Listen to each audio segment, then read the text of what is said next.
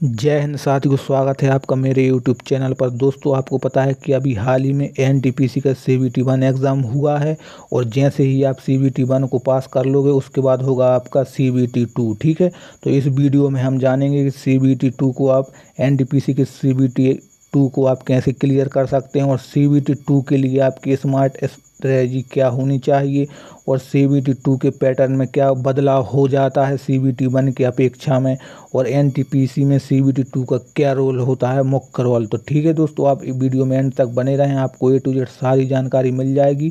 तो वीडियो को करते हैं स्टार्ट। वीडियो पसंद आए तो वीडियो को कर देना एक लाइक और चैनल को कर लेना सब्सक्राइब। तो दोस्तों, यहाँ पर सबसे पहले देखिए, तो दोस्तों CBT-1 के बाद CBT-2 जैसे ही आपका एग्ज़ाम होगा तो सबसे पहले हमें उसका एग्ज़ाम पैटर्न समझना होगा।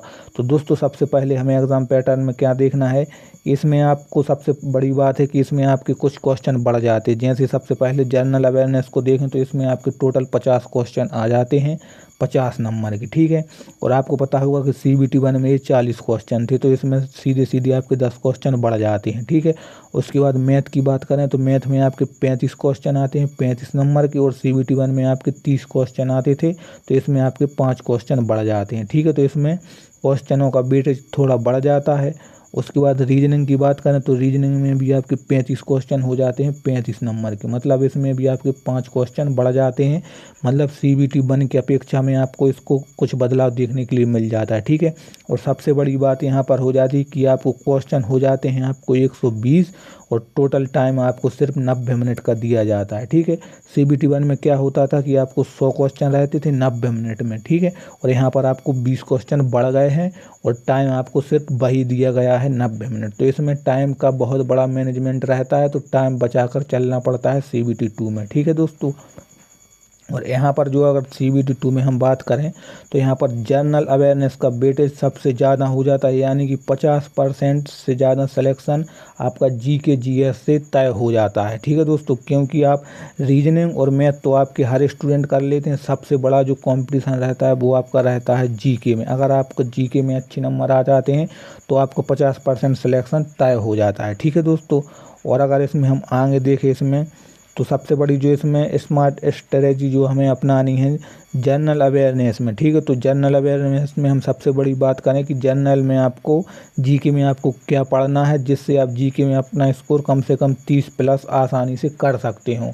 ठीक है, और अगर इसे आप अच्छे से कर लेते हो तो आप मतलब इसमें 35 और 40 भी अपना स्कोर आराम से कर सकते हो, कोई बड़ी बात नहीं है। ठीक है दोस्तों, तो सबसे पहले हम इसमें देखते हैं क्या पढ़ना है। तो इसमें देखिए सबसे पहले नंबर पर आता है आपका करेंट अफेयर्स। तो जैसे ही आपने CBT जो आपका 1 एग्ज़ाम दिया है उसमें आपने करेंट अफेयर्स का रोल देख ही लिया होगा कि करेंट अफेयर्स से आपके कितने ज़्यादा क्वेश्चन पूछे जाते हैं।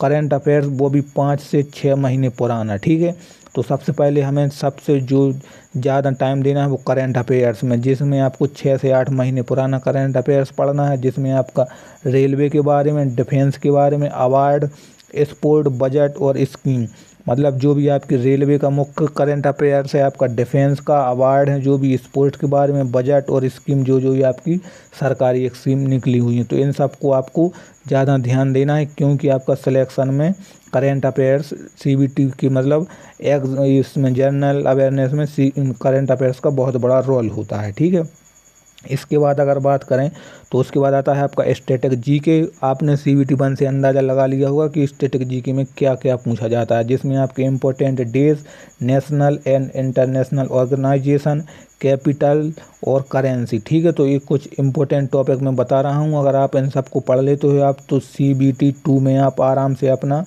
मतलब कि इसमें 75 और 80 के बीच अपना स्कोर आराम से कर सकते हो। ठीक है, तो बस आपको एंड तक वीडियो में बने रहना है। वीडियो आपको पसंद आ रही है तो वीडियो को कर देना लाइक और चैनल को कर लेना सब्सक्राइब, क्योंकि ऐसी इंपॉर्टेंट वीडियो हमेशा इस चैनल पर मिलती रहती हैं। ठीक है, GK में उसके बाद आता है आपका हिस्ट्री एंड पॉलिटी।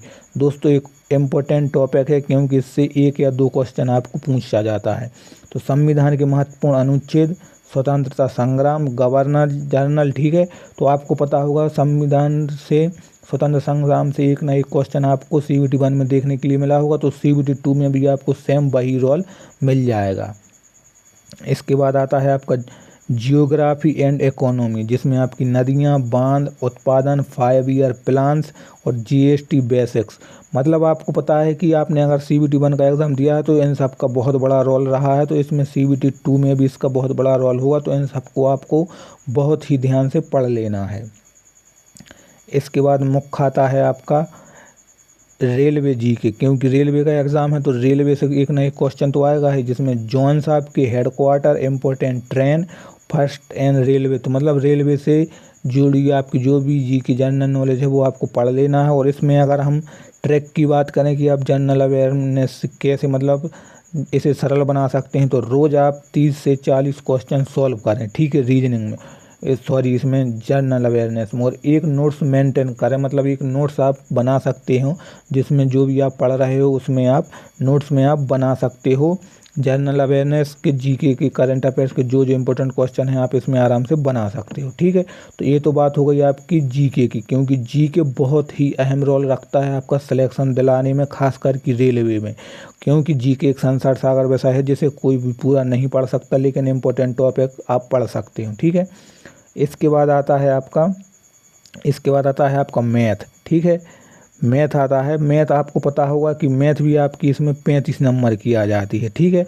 तो इसमें 5 क्वेश्चन बढ़ जाते हैं CBT 1 की अपेक्षा, तो मैथ भी आपको विशेषकर ध्यान रखना है, क्योंकि मैथ इसमें ज़्यादा हार्ड नहीं आती, बहुत से बहुत 4 या 5 क्वेश्चन ही आपके हार्ड आते हैं, बाकी सब ईजी आते हैं, बस आपको एक बार पैटर्न समझ लेना है।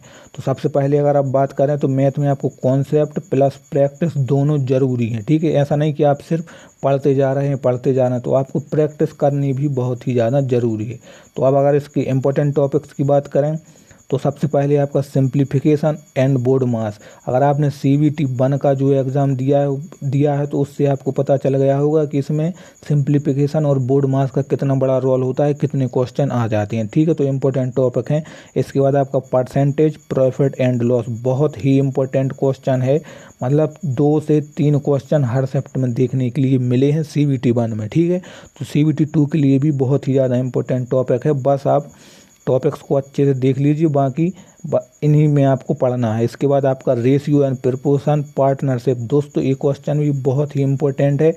अगर आपने CBT 1 का एग्ज़ाम दिया है तो आपको सीधा अंदाज़ा लग चुका होगा कि किस प्रकार के क्वेश्चन आ रहे हैं, क्योंकि अभी हाल ही में एग्ज़ाम समाप्त हुआ है, तो CBT 2 की आप तैयारी उसी के बेसिक पर कर सकते हैं, जिसमें आपका time, speed, distance and train बहुत ही इम्पोर्टेंट टॉपिक है दोस्तों, बस आपको ध्यान से पढ़ लेना है। जो टॉपिक मैं बता रहा हूँ बस इतनी टॉपिक पढ़ लीजिए, आपकी CBT 2 क्लियर हो जाएगी। उसके बाद आ जाएगा आपका सिंपल एंड कंपाउंड इंटरेस्ट, दोनों इंटरेस्ट आपके बहुत ही इंपॉर्टेंट है, 2 से 3 क्वेश्चन, ठीक है। इसके बाद अलजेब्रा, मेंसुरेशन, टेक्नोमेट्री बेसिक लेवल की, मैंने आपको पहले ही बताया बेसिक लेवल, इसमें फॉर्मूला बेस्ड क्वेश्चन आते हैं, ज़्यादा हार्ड नहीं आते हैं, ठीक है। इसके बाद आता है आपका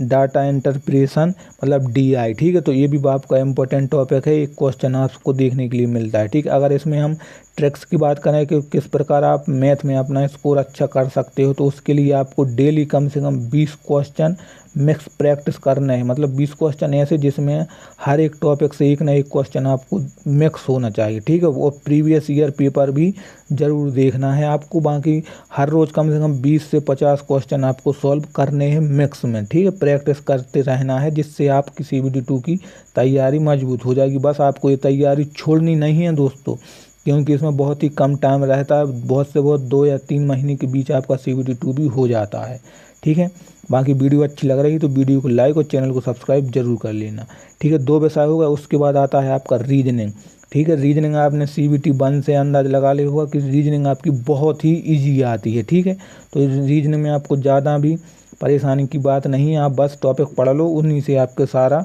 रीजनिंग कंप्लीट हो जाएगी। जो टॉपिक मैं बता रहा हूँ, सबसे पहले आपका कोडिंग डिकोडिंग से 1 से 2 या 3 क्वेश्चन भी आपके आ सकते हैं, CBT 1 से आपने अंदाज़ा लगा लिया होगा। इसके बाद आपका ब्लड रिलेशन, सिलोजिज्म से भी आपके 1 से 2 क्वेश्चन, कहीं कहीं 3 भी आ जाते हैं, ठीक है। इसके बाद आता है आपका सेटिंग अरेंजमेंट, दोस्तों बहुत ही इम्पोर्टेंट टॉपिक है, आप इसे तो मतलब 2 से 3 क्वेश्चन मान सकते हो CBT 1 के आधार पर। सेटिंग अरेंजमेंट से 2 से 3 क्वेश्चन आए थे। नंबर सीरीज, मिसिंग नंबर, इससे भी 2 से 3 क्वेश्चन हर शिफ्ट में, बहुत ही इम्पोर्टेंट टॉपिक है। उसके बाद Venn diagram, ranking and direction, इससे आपके 1 से 2 क्वेश्चन हर शिफ्ट में देखने के लिए मिले थे CBT 1 में, तो CBT 2 में अभी इम्पोर्टेंट है, बस इसी का आपको ध्यान रखना है, ठीक है। इसके बाद आ जाता है आपका एनालॉजी, ठीक है। एनालॉजी एंड क्लासिफिकेशन, 1 से 2 क्वेश्चन हर शिफ्ट में देखने के लिए मिले थे, बहुत ही इंपॉर्टेंट टॉपिक है, बस इसी के आधार पर आप तैयारी करते रहना, ठीक है। इसके बाद अगर फाइनल स्ट्रेटजी की बात करें कि फाइनल हमें क्या करना है, CBT जो अब CBT 1 हुआ था उसके बाद उसके बेसिक पर देखें अगर, तो सबसे स्मार्ट स्ट्रेटजी क्या होनी चाहिए आपकी CBT 2 क्लियर करने के लिए, रोज़ 2 मॉक टेस्ट दीजिए, उसका एनालिसिस कीजिए, ठीक है। हर रोज़ आपको 1 से 2 मॉक टेस्ट लगाना है किसी भी ऐप पर और उसका एनालिसिस कीजिए, कितने क्वेश्चन सही हैं कितने गलत हैं, ठीक है। उसके बाद आपकी वीक सब्जेक्ट पर ज़्यादा टाइम दीजिए, मतलब अगर जैसे आपने मैथ में मॉक टेस्ट लगाया, जो भी आपके जिस टॉपिक से ज़्यादा क्वेश्चन गलत हुए मतलब वो आपका टॉपिक वीक है, तो आप उस पर ज़्यादा टाइम स्पेंड कीजिए, ठीक है। उसके बाद आपका जनरल अवेयरनेस को रोज़ रिवाइज कीजिए, क्योंकि सबसे ज़्यादा मार्क्स बनते हैं, ठीक है दोस्तों। मैथ और रीजनिंग तो आपकी कंप्लीट है, तो सबसे ज़्यादा आपको फोकस करना है जनरल अवेयरनेस पर, क्योंकि सिलेक्शन में जो भी सिलेक्शन होता है वो आपका GK के आधार पर होता है, मैथ और रीजनिंग सब कोई कर लेता है, ठीक है। लास्ट 10 दिन केवल रिवीजन और प्रीवियस ईयर पेपर लगाओ, लास्ट 10 दिन में आपको कुछ भी नहीं पढ़ना है, सिर्फ और सिर्फ रिवीजन और प्रीवियस पेपर को सॉल्व करते रहना है, ठीक है दोस्तों।